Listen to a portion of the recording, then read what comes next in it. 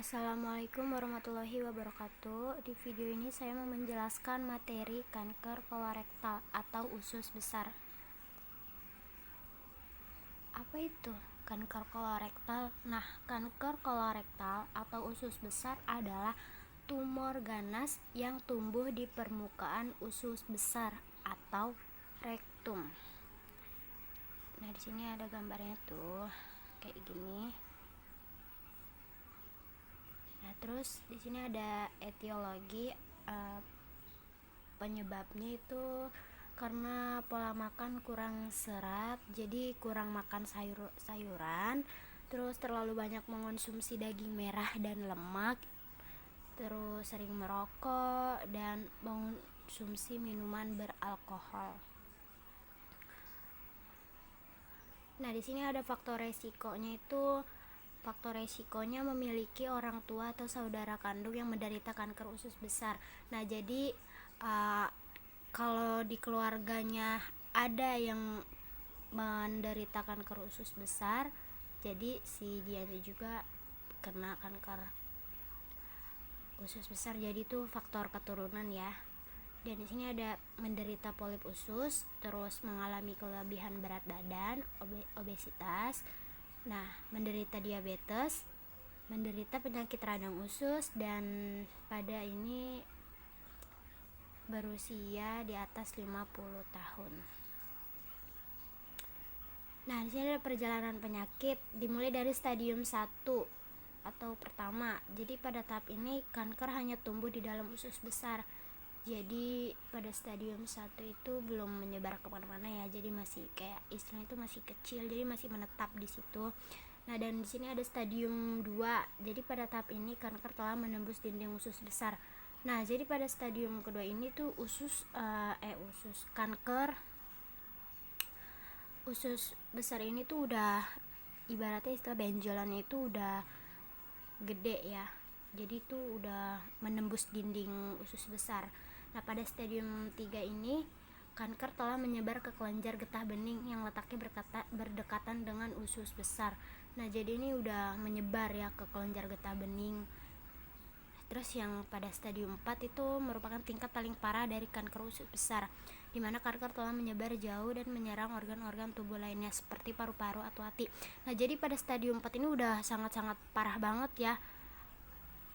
Jadi itu udah tingkat paling parah banget dari kanker usus yang sebelum-sebelumnya. Jadi itu udah menyebar jauh dan menyerang organ-organ tubuh kayak seperti ke paru-paru atau hati. Nah, di sini ada manifestasi klinis. Itu gejalanya penurunan berat badan secara tiba-tiba yang nggak bisa dijelasin penyebabnya apa. Jadi itu penurunan berat badannya itu secara drastis. Nah, tinja yang sempit seperti pita atau pensil. Nah, jadi tinja yang sempit seperti pita atau pensil itu ketika BAB keluar fesesnya itu kecil kayak pensil gitu, sempit kecil. Terus di sini ada perdarahan rektal baik berwarna terang atau merah tua. Nah, jadi di sini ada perdarahan di bagian rektal dan di sini tenesmus.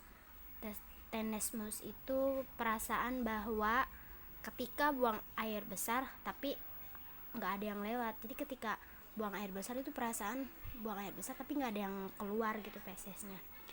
Di sini ada anemia. Nah, jadi karena sering kehilangan darah, sakit perut yang terus menerus, BAB berdarah. Nah, ketika BAB jadi BAB-nya itu berdarah, fesesnya berdarah. Terus mual muntah karena pertumbuhan kanker yang menyumbat usus. Jadi kanker yang menyumbat usus itu mengakibatkan mual dan muntah.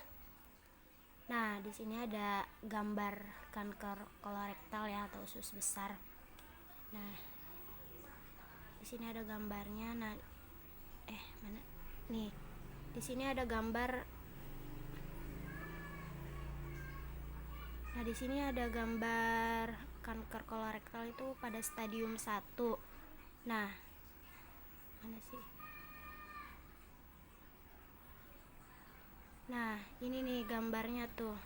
Jadi tuh dia tuh masih kayak istilah benjolannya itu masih kecil. Di sini tuh belum menyebar kemana-mana ya.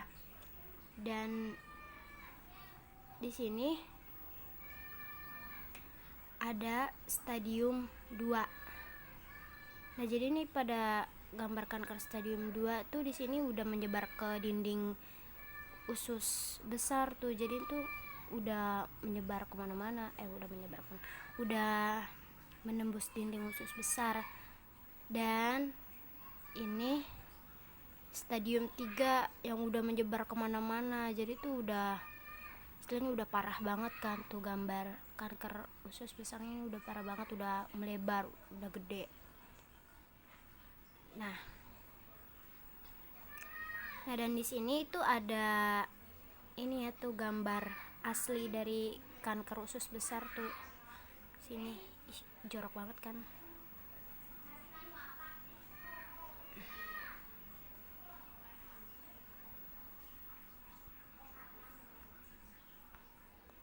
Nah, di sini ada pemeriksaan penunjangnya. Pemeriksaan penunjangnya itu ada berupa endoskopi. Endoskopi ini untuk melihat kondisi usus besar dengan menggunakan alat kolonoskopi.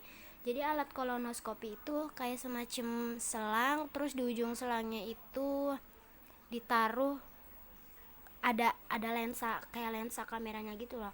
Dimasukin bisa ke rektum, lubang anus, bisa juga ya ke situ. Jadi yang alat kolonoskopinya itu masuk ke situ, terus nanti dicari napas itu ada monitornya, jadi bisa dilihat dari monitor.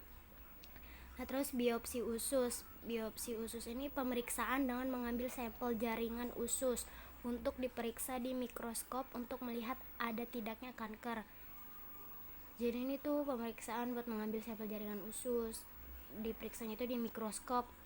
Itu dengan cara bisa juga rongsen, tes darah, CT scan. Dan di sini ada screening kanker usus besar. Jadi ini dianjurkan buat yang berusia 45 tahun ke atas ya.